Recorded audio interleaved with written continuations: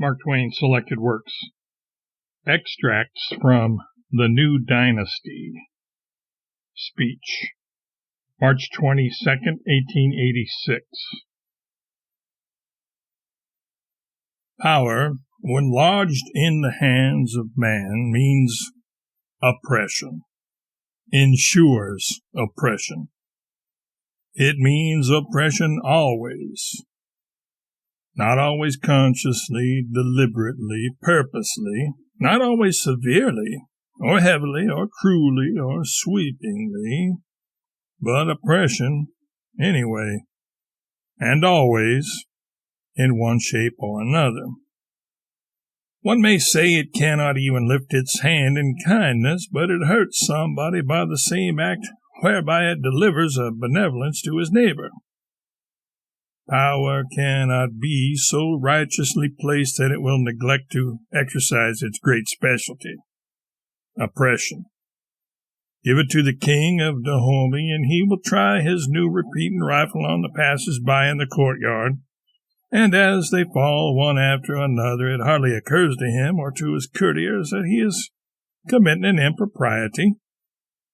Give it to the high priest of the Christian church in Russia, the emperor, and with a wave of his hand he will brush a multitude of young men, nursing mothers, gray-headed patriarchs, gentle young girls, like so many unconsidered flies, into the unimaginable hells of his Siberia, and go blandly to his breakfast, unconscious that he has committed a barbarity. Give it to Constantine, or Edward IV, or Peter the Great, or Richard III, or 100 other monarchs that might be mentioned, and they slaughter members of their own family and need no opiates to help them sleep afterward. Give it to Richard II, and he will win the grateful tears of a multitude of slaves by setting them free, to gain a vital point, and then laugh in their faces and tear up their emancipation papers, and promise them a bitterer and crueler slavery than ever they imagined before, the moment his point has been gained. Give it to the noblesse of the Middle Ages, and they will claim and seize wandering freedom as their serfs, and with a totally unconscious irony will put upon them the burden of proving that they are freedmen and not serfs. Give it to the church, and she will burn, flay, slay, torture, massacre ruthlessly, and neither she nor her friends will doubt that she is doing the best she can for man and God. Give it suddenly to the ignorant masses of the French monarchy, maddened by 1,000 years of unspeakable tyranny, and they will drench the whole land with blood and make massacre a pastime. Give power to whomsoever you please, and it will oppress. Even the horse car company will work its men 18 hours in Arctic cold or equatorial heat and pay them with starvation. And in expanded or in otherwise modified form, let the horse car company stand for 1,000 other corporations and companies and industries which might be named. Yes, you may follow it straight down, step by step, from the emperor to the horse car company, and wherever power resides, it is used to oppress.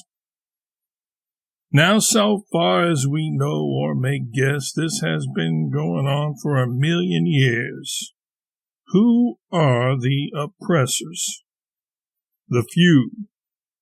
The king, the capitalist, and a handful of other overseers and superintendents. Who the oppressed? The many. The nations of the earth, the valuable personages, the workers. They that make the bread that the soft-handed and the idle eat. Why is it right that there is not a fairer division of the spoil all around? Because laws and constitutions have ordered otherwise. Then it follows that if the laws and constitutions should change around and say there shall be a more nearly equal division, that would have to be recognized as right. That is to confess, then, that in political societies it is the prerogative of might to determine what is right, that it is the prerogative of might to create right and uncreate it at will. It is to confess that if the banded voters among a labor and kinship of 45 million of persons shall speak out to the other 12 million or 15 million of a nation, and command that an existing system of rights and laws be reversed, that existing system has in that moment, in an absolutely clear and clean and legal way, become an obsolete and vanished thing, has utterly ceased to exist, and no creature in all the 15 million is in the least degree privileged to find fault with the act. We will grant, if you please, that for uncounted ages the king and the scattering few have oppressed the nations, and have held in their hands the power to say what is right and what is not. Now, was that power real, or was it a fiction? Until today it was real, but from today, in this country, I take heart of grace to believe it is forevermore dust and ashes. For a greater than any king has arisen upon this, the only soil in this world that is truly sacred to liberty. And you that have eyes to see and ears to hear may catch the sheen of his banners and the tramp of his marching hosts. And men may cavil and sneer and make wordy argument. But please God, he will mount his throne, and he will stretch out his scepter, and there will be bread for the hungry, clothing for the naked, and hope in eyes unused to hoping. And the sham nobilities will pass away, and the rightful Lord will come to his own. There was a time for sneering. In all the ages of the world and in all its lands, the huge, inert mass of humbler mankind, compacted crush of poor, dull, dumb animals, equipped from its center to its circumference with unimaginable might, and never suspecting it, has made bread in bitter toil and sweat all its days for the feeble few to eat, and has impotently raged and wept by turns over its despised households of sore-hearted women and smileless children. And that was a time for sneering. And once in a generation, in all ages and all lands, a little block of this inert mass is stirred, and risen with noise, and said it could no longer endure its oppressions, its degradation, its misery. And then, after a few days, it has sunk back, vanquished, mute again, and laughed at.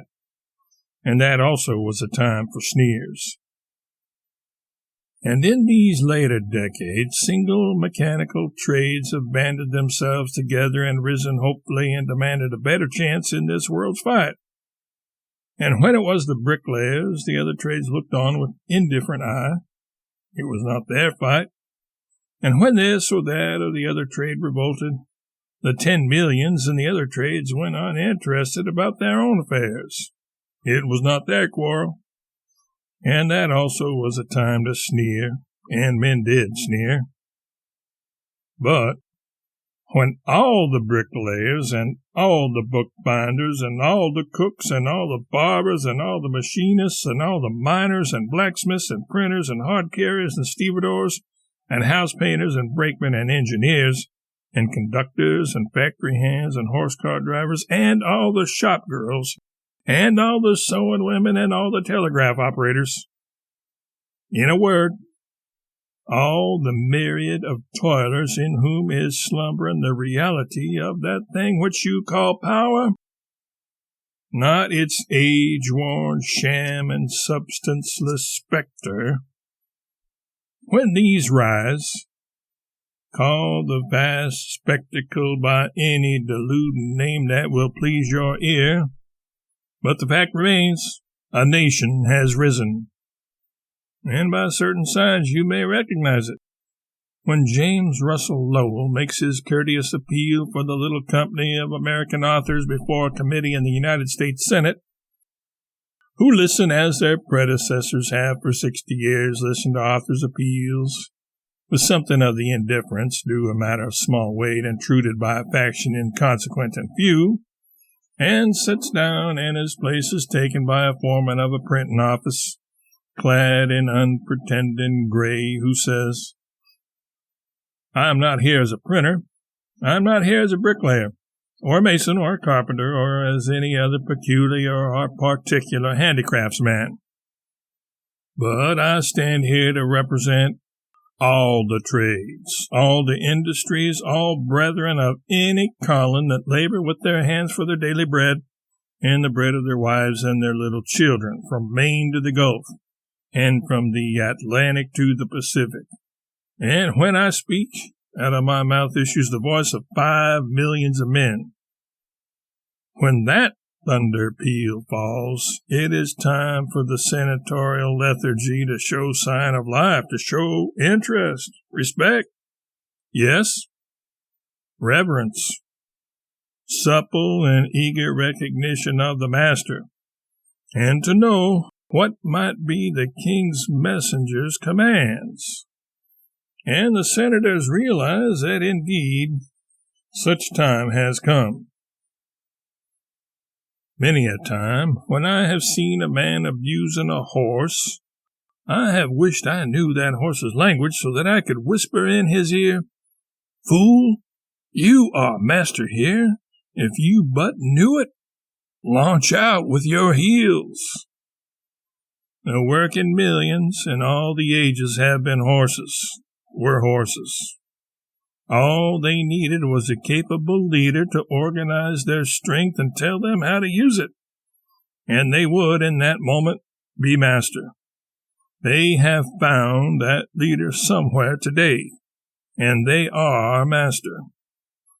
The only time in this world that ever the true king wore the purple, the only time in this world that, by the grace of God, king was ever uttered when it was not a lie.